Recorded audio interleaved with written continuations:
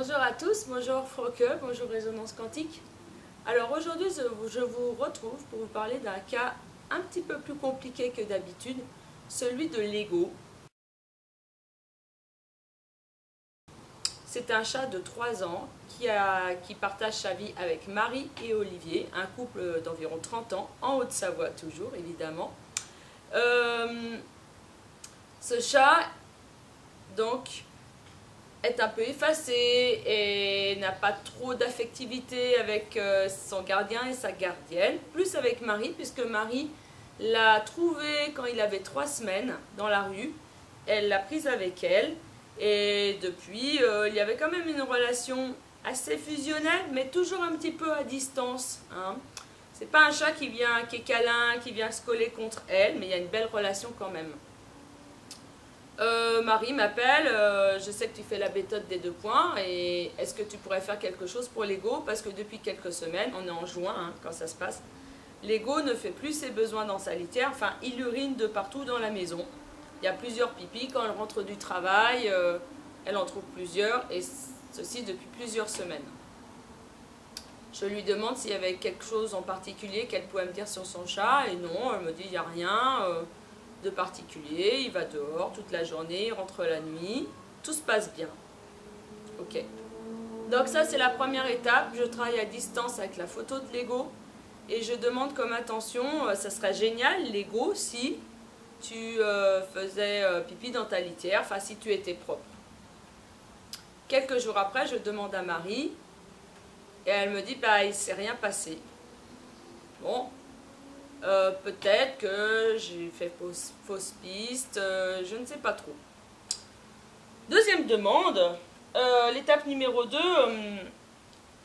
c'est au mois de juillet 2020, je reprends contact avec Marie, j'ai pas de nouvelles, et elle me dit que la situation n'a pas changé. Donc, conclusion, mais elle m'explique quand même que Lego est très agressif avec les autres chats. Mais c'est vrai qu'elle m'en avait pas parlé au début. Conclusion, elle m'explique qu'il y a une nouvelle voisine dans le quartier qui a un chat, aussi un mâle. Bon, les deux sont castrés. Mais Lego va provoquer l'autre chat. Et bon, inversement, ils se battent. Ils rentrent dans sa maison, tous les deux, souvent, car c'est au mois de juillet, la porte est ouverte. Et donc, ils continuent d'uriner un petit peu partout, dans toutes les pièces. Donc, ok, donc là je vais travailler toujours à distance, c'est la deuxième fois que je travaille sur Lego. Et cette fois, je vais travailler avec l'intention, je vais mettre, ça serait génial, Lego, que tu aies une ouverture de cœur avec les autres chats du quartier.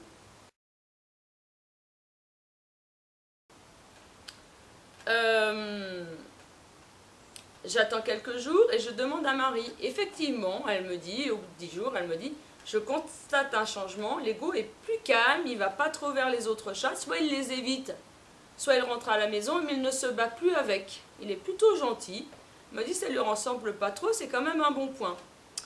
La question c'est, est-ce qu'il urine toujours partout? Et oui.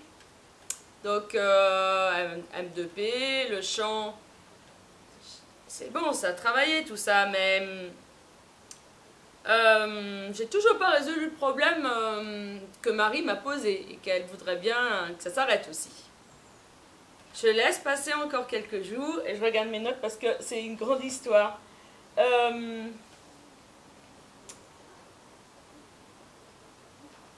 Alors, troisième fois, je vais chez Marie cette fois. Je prends ma voiture et je vais chez Marie et je me dis peut-être que à distance j'arrive moins bien que ce chat-là, donc je vais venir chez toi. Elle me dit par téléphone, il n'y a pas de problème, mais tu verras qu'il y a 2 solutions. Soit Lego va venir te griffer, enfin il va un peu se jeter sur toi, il va mettre les pattes, les griffes, ou alors tu vas arriver et il a peur et il s'enfuit d'un coup. Donc elle me dit, est-ce que c'est la bonne solution de venir travailler sur place? Je dis, j'en sais rien du tout, mais j'ai envie de tenter. Donc je vais chez Marie. Lego est dans le salon, moi aussi. Je m'installe par terre en tailleur et j'attends qu'il vienne me voir. Et effectivement, comme je l'ai déjà eu en visualisation aussi, il vient me voir. Mais très rapidement, il s'en va, il reste à distance, à 2-3 mètres. Donc finalement, qu'est-ce que je fais? Je me sente, je mets le cœur et je fais un soin. Je suis à côté du chat, mais je suis quand même à distance. Il ne veut pas aller plus près de moi. Par contre, il est venu me voir, il n'a pas sorti les griffes. Et Marie me dit, mais c'est comme s'il te connaissait. Mais je dis, bien sûr qu'il me connaît.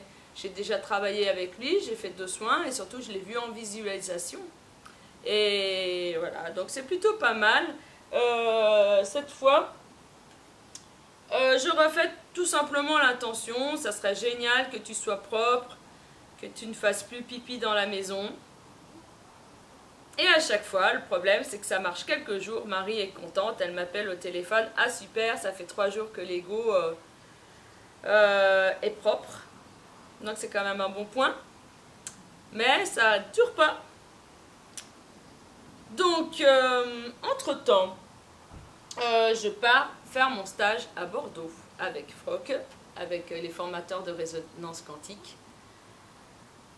J'apprends de nouvelles choses, j'arrive à percevoir davantage, je pense. Et puis, bah ça y est, de retour du stage de Bordeaux, j'achète ce webinaire sur les animaux, la M2P et les animaux, et je suis à fond. Je travaille pas mal quand même, et je commence mes premières communications animales. Là, c'est encore un autre domaine qui s'ouvre à moi, et qui va me permettre aussi de faire une complémentarité avec la M2P. Donc, je rappelle Marie, est-ce que le problème est toujours là? Et oui, malheureusement, le problème est toujours là.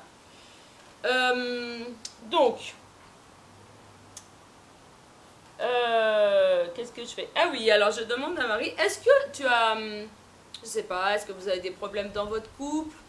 Est-ce que tout va bien? Est-ce qu'il y a un nouvel élément que tu ne m'as pas dit? Et là, elle me dit, en fait, on voudrait, depuis quelque temps, on essaye d'avoir un bébé et on voudrait agrandir la famille. Mais je lui dis, mais ça fait combien de temps que vous essayez? Elle me dit, pas longtemps, 3-4 mois.